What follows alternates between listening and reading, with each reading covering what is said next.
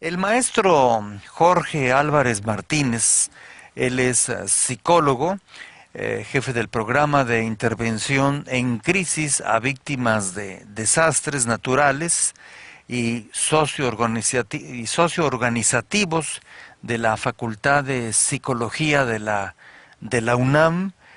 También hizo su maestría en la UNAM, en la materia, candidato a doctorado en psicología en la Universidad de Buenos Aires, en Argentina, en la Cátedra de Psicología, Ética y Derechos Humanos.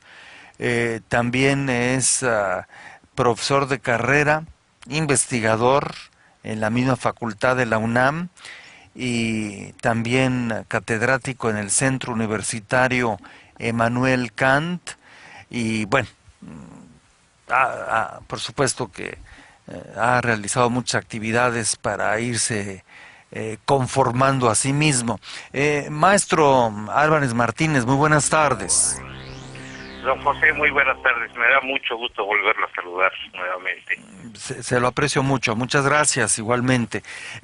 Maestro, ¿de dónde, de dónde nos viene esta actitud de ser guerreros casi permanentes? Bueno, ahí estamos en una vieja tesis, por cierto, freudiana, de aquello de la cuestión del eros y el tánatos, de la sensación, percepción de vida y muerte, con la que estamos viviendo cotidianamente. Y es lo que usted dijo, desde la situación cotidiana que yo me inconformo, o yo tengo alguna diferencia o desaveniencia, ya sea con alguna persona cercana, un familiar, un amigo, hasta pues las guerras que usted menciona, pero que ya son una cuestión muy organizada. Sí. Ya tienen que ver con conflictos por situaciones sociales, por situaciones religiosas, por poder económico, en fin, las causas muchas o a veces se entrelazan entre ellas, ¿no? Sí. Y entonces la causa por esto, pues primero tenemos que ver qué es lo que provocó ese conflicto, porque es un conflicto realmente. Entonces hay veces que son conflictos, pero nada más porque yo no tengo con quién descargar todo lo que traigo, y luego ando buscando no quién me lo hizo, sino quién me la pague. Sí. Y ahí yo empiezo pues a pelearme con el cajero del supermercado, me empiezo a pelear con la persona del estacionamiento, me empiezo a pelear con todo el mundo, me vuelvo un guerrero permanente, ¿no? Sí. Ahora, el hecho de ser, como dice usted, un guerrero permanente, aunque sea sin fusil ni pistola, me imagino que es una actitud que viene y opera dentro de nuestro cerebro, yo no sé si como acto de defensa, de sobrevivencia, o a veces se pasa y se vuelve un acto de agresión innecesario a los demás. ¿Cómo es que lo identifican ustedes que están en este mundo del cerebro y de la psicología y la psiquiatría? Pues tiene esas dos características que usted mencionó. Por un lado está la situación de la defensa. Si yo me veo amenazado, me siento amenazado por alguna situación exterior, pues yo voy a actuar en consecuencia con esto, ¿no? Y la otra cuestión que también es muy importante es que me tienen que haber pasado sucesos en la vida, que llega un momento que es la proverbial gota que derrama el vaso, el precipitante de una situación en la cual, si yo soy una persona que resuelvo razonablemente los conflictos diarios que yo estoy viviendo, llega un momento en que esta situación se me va acumulando, o hay una acción de gran intensidad que me lleva a mí en un momento determinado a tomar una decisión que hasta yo mismo desconozco mis propias reacciones.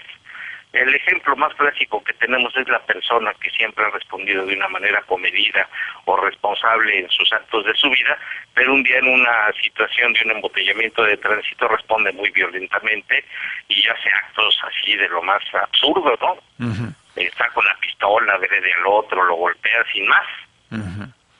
Ahora, entonces el estar haciendo la guerra, y por guerra hace un rato creo que usted escuchó que las guerras no solamente son entre militares, hay guerras entre hermanos, padres, familiares, jefes, patrones, políticos, el que me ves, el de la esquina, o sea, y aparte es una estrategia, percibo, maestro, una estrategia para un poco lo que hablaba hace un rato con otro invitado nuestro, el, como un motivador, como un motor para muchos, el que avanzo haciendo guerra, avanzo haciendo guerra. Si no hago guerra, no avanzo y es posible que avancen sobre mí. Bueno, sí hay esta situación, pero también vamos a poner el caso que ahorita se está poniendo como un factor muy importante de salud pública, por lo menos en México, Sí. el acoso escolar. Ujú. El acoso escolar, el acoso entre chicos en su plantel escolar, que uno es el que agrede a otro y los otros o un grupo de alumnos agreden a uno, eh, lo agarran literalmente, como decimos acá en México, de su puerquito a esta persona, Ujú. y le hacen cualquier cantidad de cosas, desde quitarle sus útiles, quitarle sus alimentos, bajarlo de los juegos, hacerle muchas cosas, ¿no? Sí. Y ahí estamos estableciendo una situación de guerra en la cual, hasta donde llevamos ahorita hechos algunos estudios, tiene que ver con dos cosas. Primero, con lo que yo veo en mi casa. Si en mi casa yo veo que mis familiares, en particular mi padre, todo lo arregla con bravata, todo lo arregla con malos tratos, todo lo arregla con estar pasando por encima del otro sin importar ninguna ley ni ninguna situación moral, pues yo voy a actuar en consecuencia de eso. Pero también lo que hemos venido observando mucho con estos niños, que son muy agresivos y muy violentos, es que los propios padres, en particular el padre, asusa este tipo de cosas. No te me vayas a dejar en la escuela, tú tienes que ser muy macho, tú tienes que ser un tipo importante y tienes que, en fin, todo este tipo de situaciones, ¿no? Y hay las otras, las víctimas, porque también estamos estudiando al otro chico, al chico que es víctima, Sí. pues que literalmente a la hora que ve a este valentón o al grupo que lo está marginando, que lo está agrediendo, que pues no sabe ni qué actitud tomar, y más si las autoridades pues se hacen de vista gorda, son complacientes con eso y hasta muchas veces colaboran con estos grupos, colaboran de una manera muy curiosa, no tomando ni haciendo ningún correctivo ni protegiendo a esta víctima. Entonces ahí estamos en esta situación de la víctima y de las personas que nos están agrediendo a nosotros permanente y constantemente. Lo llevamos al plano laboral y entonces ahí tenemos lo mismo, pero con una cosa que ahora le llamamos moving. Esto es todo el acoso laboral que se da alrededor de un grupo de personas contra una persona en particular, pues por alguna situación de que esta persona o es muy buen vendedor o tiene muy buen carisma con los clientes o es una persona pues que no se mete con nadie, ¿cómo va a ser así? Y entonces esto es muy curioso, esto exacerba en nosotros una situación de estarlo molestando, de estarlo acosando permanente y constantemente en el plano laboral. Pero no nada más se queda en eso, sino se queda en que si el señor hizo una cosa en cuanto a acomodar, por ejemplo, un anaquel de mercancía, esto se ve mucho en las tiendas departamentales, Sí. Arreglan su anaquel de mercancía para tenerla a la vista del cliente bien presentado. Y entonces la manera que tienen de agredirla a los otros es que llegan y le desarreglan su anaquel de mercancía, cómo las puso, si fue por tallas, por números, por esto y lo otro. Y es una forma de agresión constante y permanente, porque como usted bien decía, podemos hablar de las grandes guerras, ¿no? Y ahí hay estrategia militar. Pero acá estamos hablando de estas guerras que son diarias, que son cotidianas, donde siempre va a haber una víctima y siempre va a haber un grupo de gentes o una gente que está prestando al otro. Es una pregunta que a lo mejor no existe la respuesta medida, pero de todas maneras se la voy a hacer, maestro Alex Martínez. Creo que ha sido usted muy claro en explicar un fenómeno que pasa todos los días, en todas partes, que es desde el niño o la niña hasta en el mundo de los adultos, en que los que hacen las cosas bien, porque así son, como el caso del señor que trabaja en el ejemplo del supermercado y tiene su sección, su anaquel impecable y lo cuida, pues salen por ahí compañeros de trabajo, los cuales son los primeros, como usted dijo, que a la primera que pueden y a veces delante de él, van y se lo tumban todo. ¿Por qué razón, por qué razón existen este tipo de personas y si son la mayoría, la minoría o estamos empatados entre los que hacen las cosas bien y de buena fe y los que por causas que prefiero que usted explique, aparte de que el papá te dijo, tú pégales y no te dejes, pero llegan a otras edades donde no se trata de eso, aunque ya traen el punto impreso en su mente, están viendo la manera de fastidiar a los demás, eh, por algún tipo de satisfacción que no toleran del que las hace bien. ¿Cuál es el juego que se da en la mente? Aquí usted está mencionando una cosa que, bueno, suena absurda, pero así es, ¿no? La gente que está molestando al otro, la gente que está agrediendo al otro, sí. Está usted haciendo muy buena la relatoría desde que uno es niño hasta que uno se vuelve una persona adulta. Y aquí lo que tenemos es que esta situación que en un principio era para complacer a mi padre en una petición muy particular, posteriormente ya muy inconscientemente se volvió una cosa placentera. Yo no puedo vivir la vida si no estoy molestando a otro, si no estoy hostigando a otro, si no estoy discriminando a otro, y por ahí se puede usted explicar cualquier cantidad de cosas con respecto a esto, a la discriminación, a la cuestión de que si hay una persona con una deficiencia física o una discapacidad intelectual, no les va muy bien en la calle y en la vida. La gente los agrede y los agrede de una manera verdaderamente que uno dice cómo es posible que lo hagan esto. En el número sabemos que los que agreden, los agresores, las personas que están molestando al otro, llegan a ser una minoría, pero llegan a ser una minoría importante porque adquieren poder sobre los otros. El caso lo tenemos muy puntual en los reclusorios, en las cárceles. Sí. Siempre hay un líder que manda a todos los demás y ese es el que ejerce con sus propias leyes, independientemente de que hubiera leyes al interior de un reclusorio.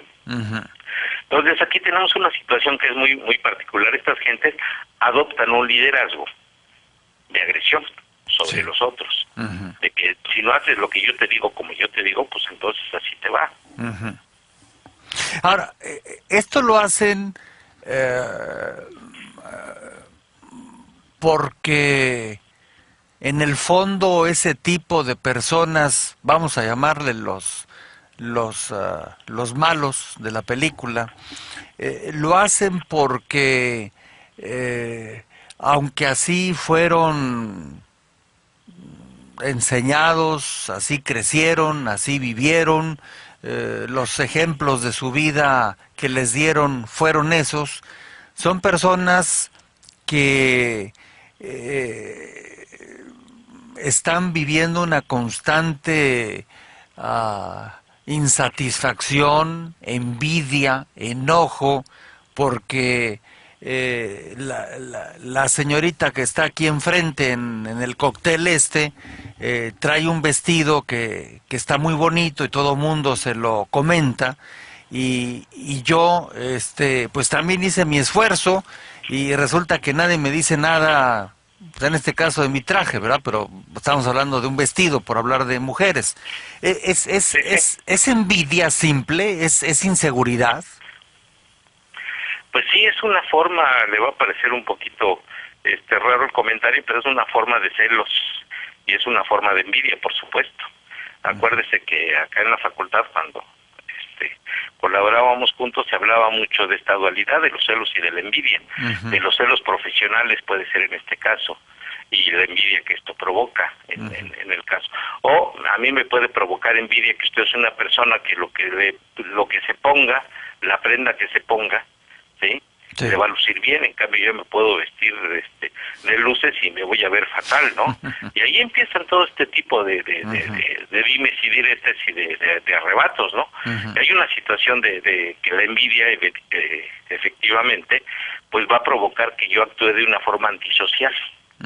Esta es la otra cuestión. Sí. Voy a actuar de una forma antisocial que puede ir desde una cosa mínima, imperceptible casi hasta una situación ya muy grave, Sí. en la cual yo voy a agredir a la otra persona. Sí. Bueno, si entonces encontramos en su explicación muchas cosas, pero una de ellas es la palabra envidia, celos. La persona, y tomando en cuenta que usted me dijo que los menos son los que así actúan en la vida, la mayoría son, vamos a decir, personas normales, ¿qué debe de hacer un niño, una niña, un joven, un adulto, un vendedor exitoso, un doctor exitoso, un ingeniero, un político exitoso, que también los hay, un presidente exitoso, que también los hay? ¿Qué deben de hacer cuando se encuentran con este tipo de personajes que lo que los mueve es: yo no puedo hacer lo que tú haces, yo no resisto que a ti te salgan bien las cosas, y como yo no puedo hacerlo, pues entonces te voy a destruir? ¿Qué se hace con ellos? Pues aquí hay de dos, depende también la cantidad de poder. Si uno le está yendo bien, como usted menciona, a todas estas personas que acaba de, pues simple y sencillamente, esta es una situación en la cual se trata de mermar o de alguna manera de empañar el éxito que está teniendo el otro. Y entonces me dedico a crear infundios, me dedico a correr por ahí algunos rumores de esta persona, acusándola de las cosas más inverosímiles que usted se puede imaginar. ¿Sí? El ejemplo, voy a poner un ejemplo que es muy cotidiano aquí: cuando yo me quiero separar de mi pareja porque ya no me encuentro bien con ella, Sí. en los juzgados de lo familiar lo que encuentra uno es que se dicen cosas que nunca se había pensado que se iban a decir una pareja que aparentemente se llevaba bien. Y bueno, aquí son asusados a veces por las cuestiones legales para que digan del otro cosas pues que en su vida ha hecho ni ha dicho, ¿no? Sí.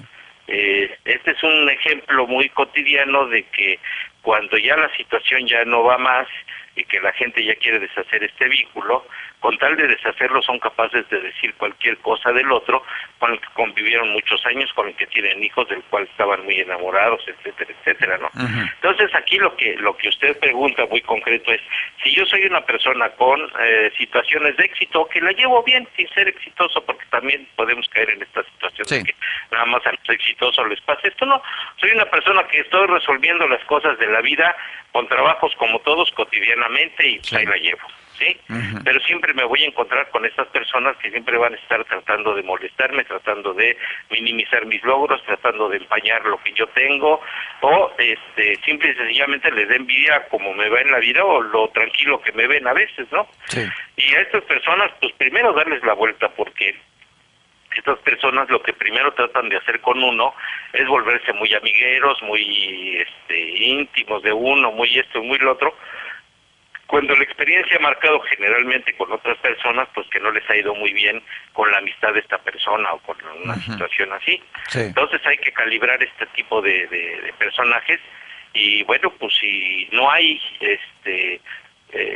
necesariamente por qué uno tener una relación de cercanía con esta persona, pues lo mejor es darle la vuelta. Yo no le veo caso seguir en una situación así. Ahora, si irremediablemente, porque es un pariente cercano, porque es una gente que está, que va a ser mi compañero de trabajo, mi par dentro de una situación, como usted decía, en la política, en todo eso, pues ya sabe usted que entre políticos cómo se tiran a matar, ¿no? Claro. En cuanto a sus posiciones.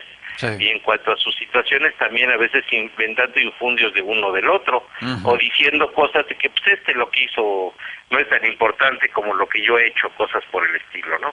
Hay toda una serie de matices en los cuales nosotros vamos llevando ahí, pero una cosa muy importante es tampoco caer en esta situación. Le voy a decir un dicho que dice la comunidad judía: dicen que si a uno le dicen que uno está bebido, ¿sí?, pero se lo dicen 5 gentes, lo mejor es irse a dormir. O sea, si a mí 5 personas o más personas me están tratando de hacer consciente de que la amistad con esta persona, el trato que yo llevo con esta persona, alguna cosa, si no es una cosa buena, pues lo mejor es dejarlo hasta ahí. Sí. Ahora, esa podría ser una. Sí. Sí. Pero la Sí, otra,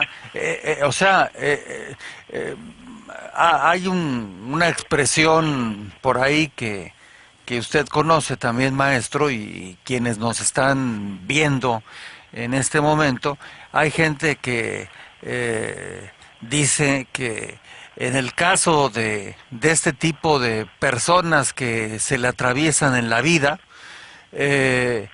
lo mejor, si se puede, pues es darle la vuelta, pero no siempre se les puede dar la vuelta. Así es. Entonces, lo mejor es tenerlo cerca, porque al enemigo es al que tenemos que tener más cerca, en el sentido Así es.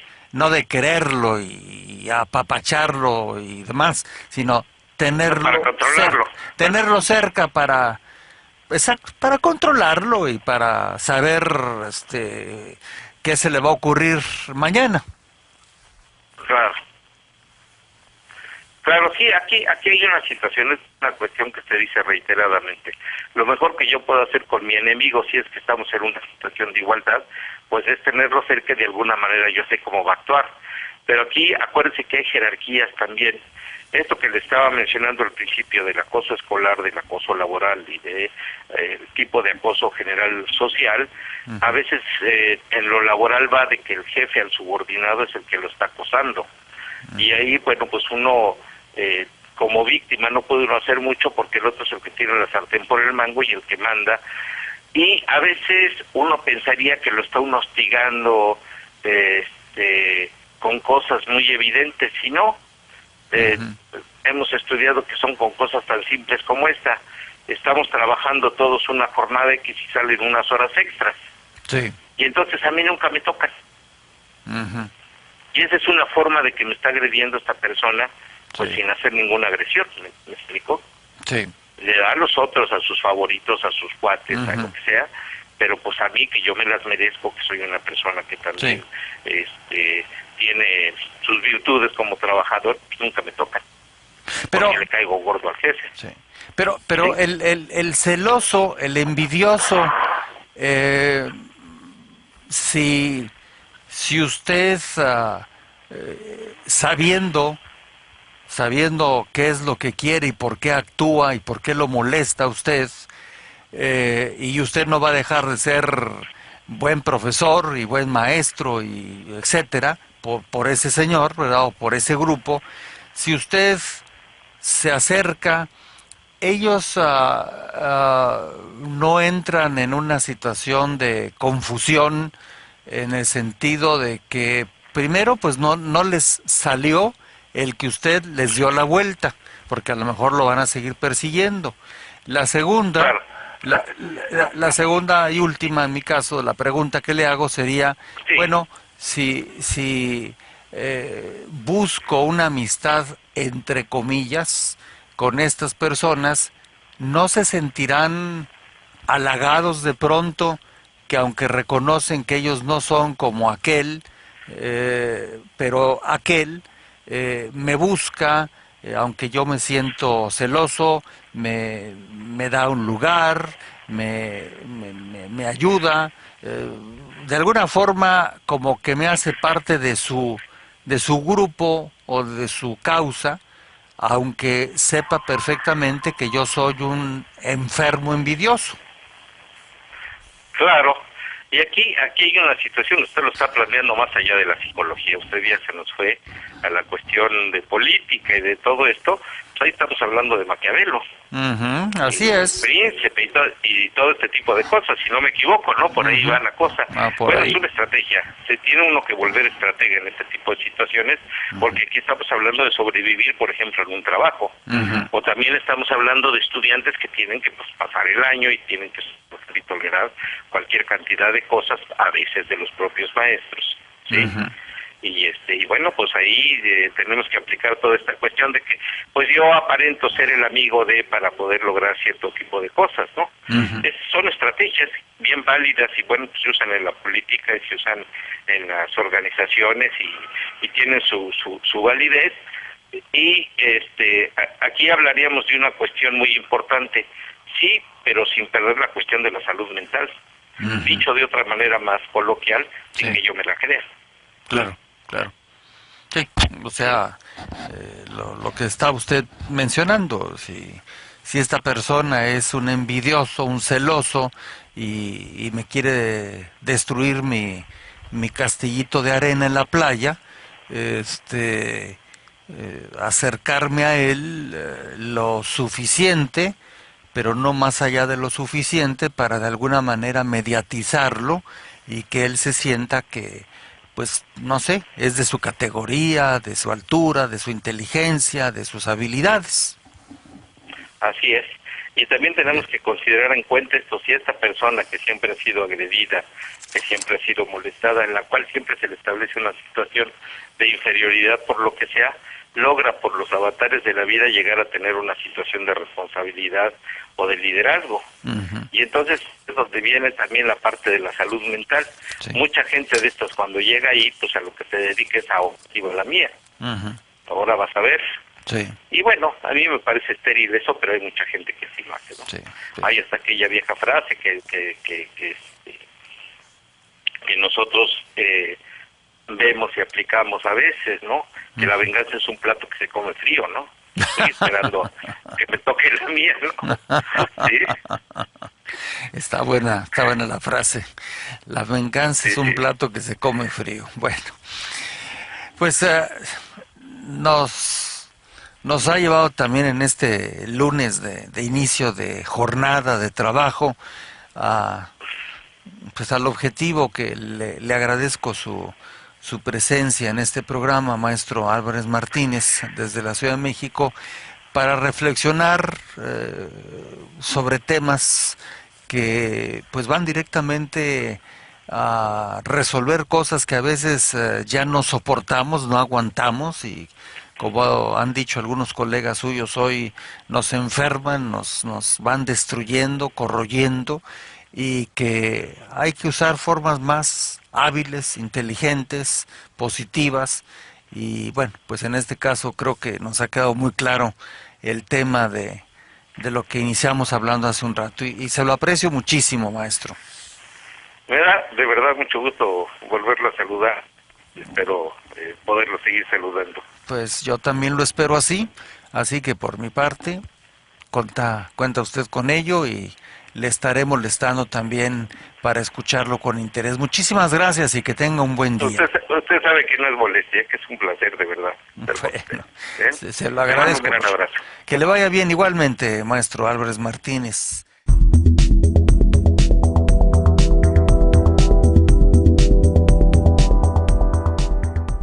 De Buenos Aires, en Argentina. En la Cátedra de Psicología, Ética y Derechos Humanos. También es profesor de carrera, investigador en la misma facultad de la UNAM y también catedrático en el Centro Universitario Emmanuel Kant. Y bueno,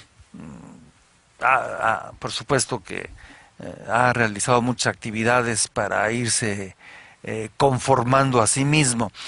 Maestro Álvarez Martínez, muy buenas tardes. Don José, muy buenas tardes. Me da mucho gusto volverlo a saludar nuevamente. Se lo aprecio mucho. Muchas gracias, igualmente. Maestro, ¿de dónde nos viene esta actitud de ser guerreros casi permanentes? Bueno, ahí estamos en una vieja tesis, por cierto, freudiana, de aquello de la cuestión del eros y el tánatos, de la sensación, percepción de vida y muerte, con la que estamos viviendo cotidianamente. Y es lo que usted dijo, desde la situación cotidiana que yo me inconformo, o yo tengo alguna diferencia o desaveniencia, ya sea con alguna persona cercana, un familiar, un amigo, hasta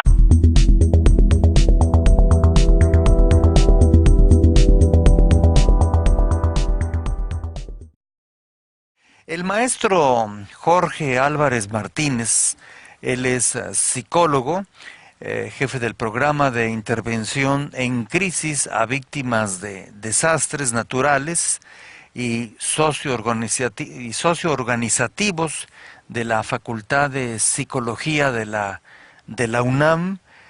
También hizo su maestría en la UNAM, en la materia, candidato a doctorado en psicología en la Universidad de... Con la persona del estacionamiento, me empiezo a pelear con todo el mundo, me vuelvo un guerrero permanente, ¿no? Sí. Ahora, el hecho de ser, como dice usted, un guerrero permanente, aunque sea sin fusil ni pistola, me imagino que es una actitud que viene y opera dentro de nuestro cerebro, eh, yo no sé si como acto de defensa, de sobrevivencia, o a veces se pasa y se vuelve un acto de agresión innecesario a los demás. Eh, pues las guerras que usted menciona, pero que ya son una cuestión muy organizada. sí. Ya tienen que ver con conflictos por situaciones sociales, por situaciones religiosas, por poder económico, en fin, las causas muchas o a veces se entrelazan entre ellas, ¿no? Sí. Y entonces la causa por esto, pues primero tenemos que ver qué es lo que provocó ese conflicto, porque es un conflicto realmente. Entonces hay veces que son conflictos, pero nada más porque yo no tengo con quién descargar todo lo que traigo y luego ando buscando no quién me lo hizo, sino quién me la pague. Sí. Y ahí yo empiezo pues a pelearme con el cajero del supermercado, me empiezo a pelear